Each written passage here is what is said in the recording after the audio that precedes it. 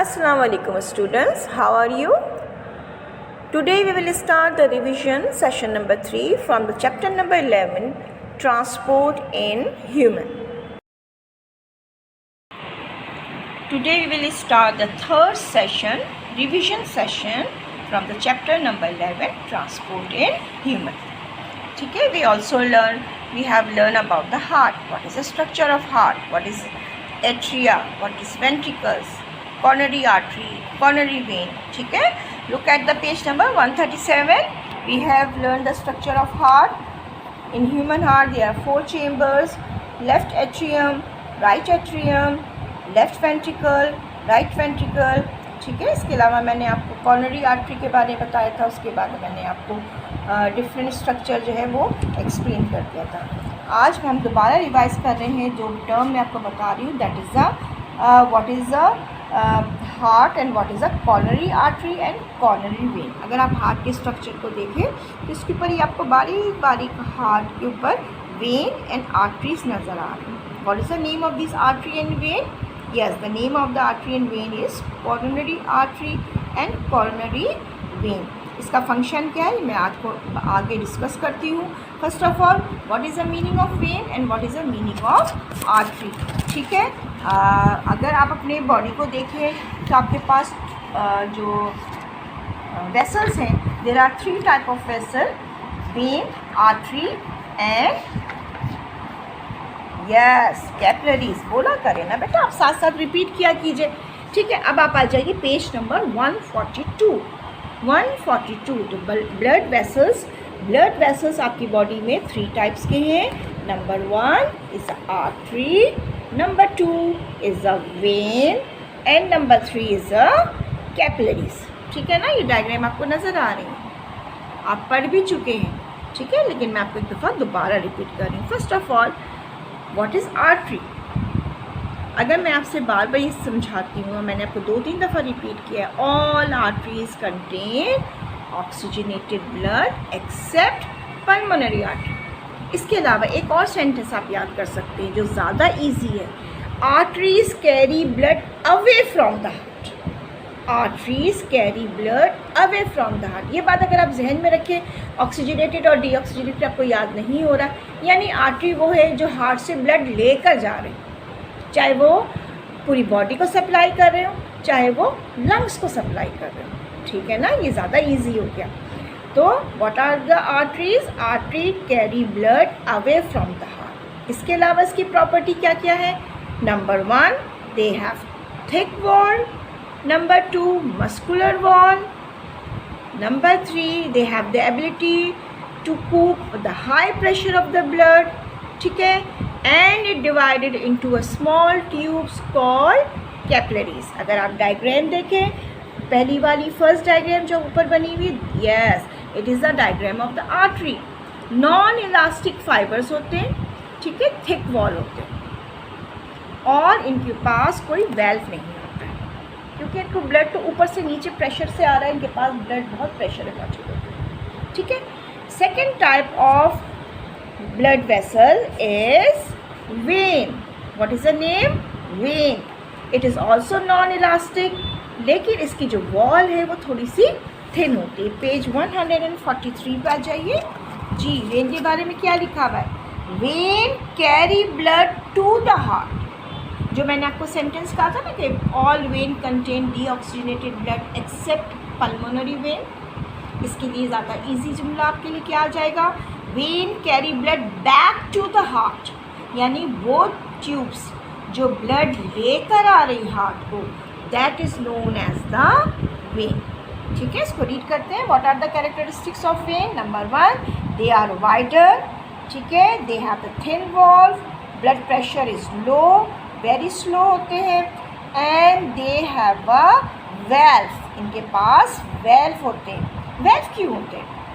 ताकि देखिए, अब आप नोट कीजिए, आपके पाँव से, आपके लेग में से ब्लड वापस हार्ट में आ रहा है. ठीक है, तो ये आपके लेग में से ब्लड जब ऊपर की तरफ जा रहा है तो यहाँ पे वेल्व ओपन होते हैं और ये ऊपर की डायरेक्शन में ब्लड मूव कर रहा है. लेकिन अगर किसी वजह से ये ब्लड वापस आए तो ये वेल्व जो है ये क्लोज़ हो जाते हैं, और क्लोज़ होने की वजह से ब्लड वापस नहीं जाता. ठीक है। तो आपके लेग, आप खड़े हुए हैं, ठीक है, स्टैंडिंग पोजीशन में हैं आप, आपके पाँव से लेग में से ब्लड जो है वापस हार्ट में जाना है, ठीक है। तो इसको रोकने के लिए, बैकवर्ड फ्लो को रोकने के लिए क्या चीज़ प्रेजेंट है? यस, वेल्व प्रेजेंट, ठीक है। Third type of tube is known as the capillaries. क्या कहते हैं इसको? कैपिलरीज। ये बहुत बारीक बारीक होते हैं। अगर अपनी आप को देखना हो तो अपनी आंखों के अंदर आप देख सकते हैं वाइट बारीक बारीक जो लाइंस गई हुई, that is known as the capillaries. और ये इतनी बारीक होती है कि एक वक्त में इसमें से सिर्फ एक सेल जो है वो पास हो सकता है, ठीक है। अब आपको जो डायग्राम नज़र आ रही है पेज 142 पे, ठीक है, ये अब मैं आपको थोड़ा सा एक्सप्लेन करती हूँ ये डायग्राम। फॉर एग्जांपल, ये आपके पास आर्टरी, ये आर्टरी यहाँ से आ रही है, ब्लड लेकर आ रहा है। इस ब्लड में क्या मौजूद है? इस ब्लड में ऑक्सीजन है, फूड है, वाटर है, ठीक है। ये एंटर होगा आहिस्ता आहिस्ता आपके फिंगर में पहुँचेगा। अब फिंगर में एंटर होने के बाद इसने ब्लड को सप्लाई करना है each and every tissue and cell, ठीक है ना। तो यहाँ पे ब्लड, जब हमने ब्लड टिश्यू टिश्यू फ्लूइड पढ़ाया था, सो मैंने आपसे कहा था ना कि artery is divided into small branches which is known as the capillaries. ये जो आपके पास कैपिलरीज है, इन कैपिलरीज में से टिश्यू फ्लूइड की मदद से तमाम फूड और ऑक्सीजन जो है वो सप्लाई हो जाएगी। एंड इन रिटर्न अब ये आपस में दोबारा यूनाइट होंगे कैपिलरीज, ठीक है। जब यूनाइट होते हैं ये कैपिलरीज तो क्या चीज़ वापस लेंगे? They take carbon dioxide and waste from your tissue and cells. इसको कलेक्ट करने के बाद ये आपस में ज्वाइन होंगे, और ज्वाइन होने के बाद क्या बना रहे हैं? वेन। दोबारा रिपीट कर रही हूँ, आर्टरी के हेल्प से आपकी बॉडी में फूड एंड ऑक्सीजन सप्लाई होगा, और ये small branches is known as the capillaries. फिर ये सारे कैपिलरीज आपस में ज्वाइन होते हैं, it collect carbon dioxide and waste and they form the vein, ठीक है ना। यहाँ तक बात समझ में आ गई? क्यों? Page number 142। पेज नंबर 143 पे आइए। Did you know? जी, it take about 30 seconds for blood to go once around your body। देखिए एक्सप्लेनेशन में ही 7 मिनट निकल गए, लेकिन आपको सिर्फ 30 सेकंड चाहिए होते हैं पूरी ब्लड को आपकी बॉडी में सर्कुलेट होने के लिए। बहुत फास्ट होता है, ठीक है। हार्ट से ब्लड पंप हुआ है ना, एओर्टा में एंटर हुआ, एंड एओर्टा के ज़रिए डिफरेंट आर्टरीज में एंटर हुए, आपके फिंगर में, आपके पाँव में, लेग्स में, हेड में, शोल्डर्स में, वहाँ तक ब्लड पहुँचा, कैपिलरीज में एंटर हुए, कैपिलरीज के ज़रिए वहाँ पे ब्लड फ्लूइड के ज़रिए पूरे बॉडी सेल्स को ब्लड सप्लाई कर रहे हैं, एंड यहाँ से ब्लड कलेक्ट होगा, और कलेक्ट होने के बाद with the help of when it enter into again in your heart, ठीक है। तो ये कंटिन्यूसली सर्कुलेशन जो है आपकी बॉडी में होती है। Now the second topic, page number 145। Page number 145, the topic is heart disease. Heart disease, इसके लिए आप दोबारा अगर आ जाएं पेज नंबर 137, पेज 137, यहाँ पे मैंने आपको कॉरोनरी आर्टरी और कॉरोनरी वेन के बारे में बताया। जी, what is the function of coronary artery and coronary vein? जी, जिस तरह आपके फिंगर को ब्लड चाहिए, फूड चाहिए, ऑक्सीजन चाहिए, आपके आइज़ को, आपके नोज़ को, आपके हैंड्स को, बिल्कुल ऐसी हार्ट को भी फूड चाहिए, हार्ट को भी ऑक्सीजन चाहिए। तो कौन इसको ब्लड सप्लाई करता है? जी, कॉरोनरी आर्टरी। और वापस कौन लेकर आता है? Coronary when. अगर किसी वजह से यहाँ पे ब्लॉकेज हो जाए, ठीक है, ये आर्टरी में ब्लॉकेज हो जाए, रास्ता बंद हो जाए, तो ब्लड सप्लाई भी स्टॉप हो जाएगा, ठीक है ना। और जब ब्लड सप्लाई नहीं पहुँचेगा हार्ट को, तो क्या होगा? वर्किंग ऑफ हार्ट जो इफ़ेक्ट करेगा ना, ठीक है, और हार्ट जो है अपना काम करना स्टॉप कर देगा। इस तरह आपकी पूरी बॉडी में ब्लड सप्लाई जो है वो स्टॉप हो सकती है।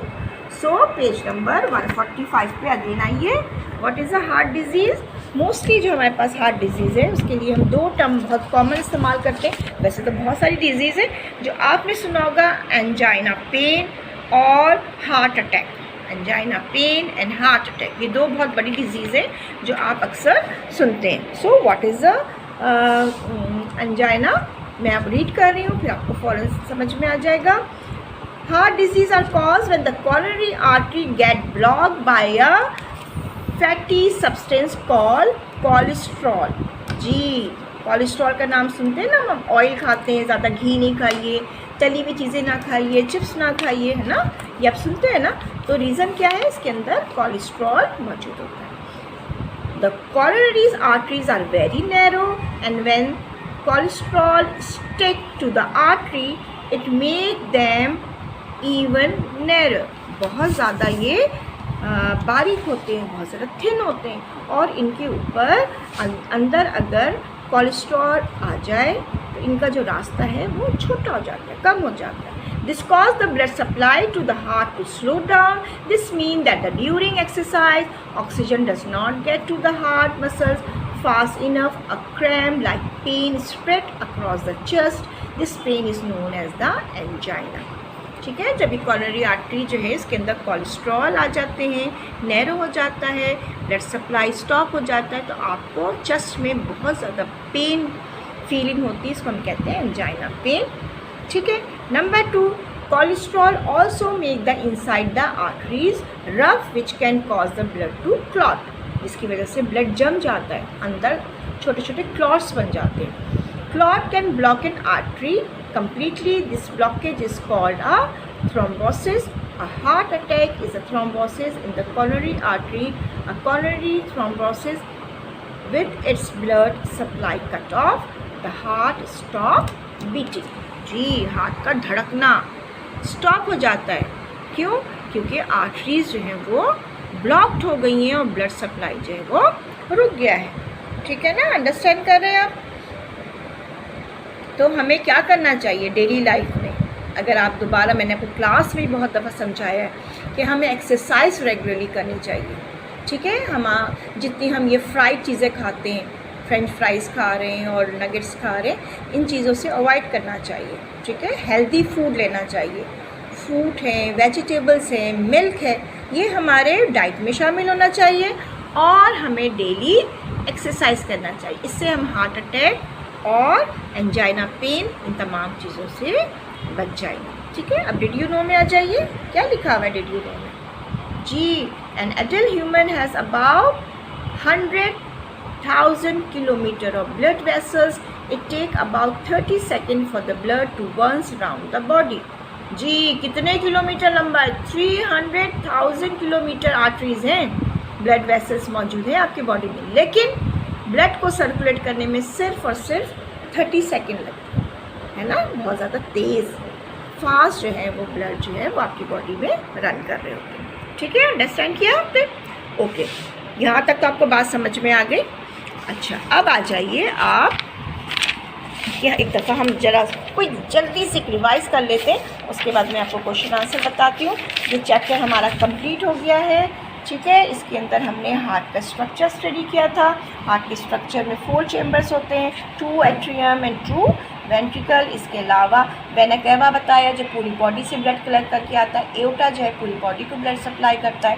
मैंने आपको पल्मोनरी आर्टरी और पल्मोनरी वेन के बारे में बताया। इसके अलावा आपके पास डायग्राम है, यहाँ पे मैंने आपको कोरोनरी आर्टरी और कोरोनरी वेन के बारे में बताया। Turn the page number 138। आपको हमने सेकेंड सेशन में ब्लड के बारे में स्ट्रक्चर समझाया था। ठीक है ना, इसके अंदर मैंने आपसे कहा था अगर ब्लड लेने के बाद टेस्ट ट्यूब में आप थोड़ी देर के लिए रख दीजिए, दैन लिक्विड पार्ट जो है वो सेपरेट हो जाएगा, सॉलिड सेल जो है वो सेटल डाउन हो जाएंगे। What are the name of the cells? Yes, blood, red blood cells, white blood cells and platelets. ठीक है, ये डायग्राम आपके पास हमने शो किया था। येलो कलर का जो पार्ट आपके टेस्ट ट्यूब में ऊपर अक्यूमुलेट हो जाएगा, that is known as the plasma.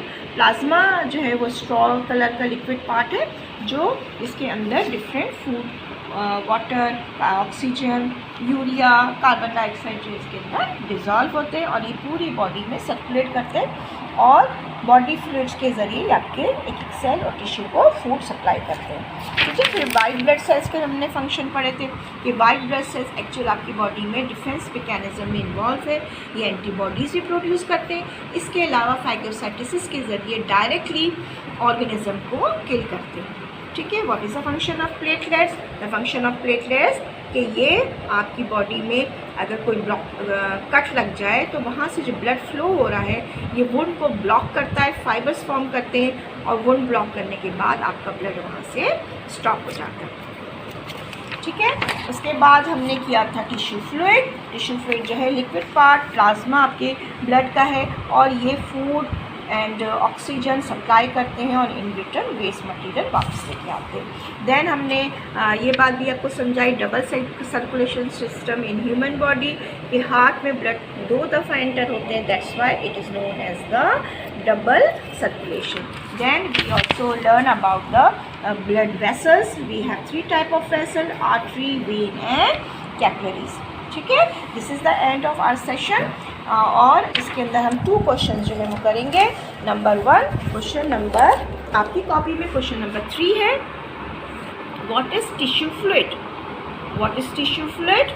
Tissue fluid is mainly water. It forms a continuous link between the blood plasma and the water in the cell cytoplasm. And question number 2 आप करेंगे, what does the circulatory system do? What does the circulatory system consist of? Answer बहुत छोटे, it carries blood around the body. And B part is circulatory system consists of arteries, vein and capillaries.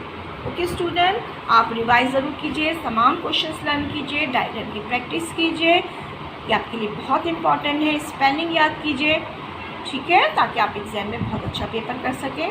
This is the end of our session. अल्लाह हाफिज़, take care.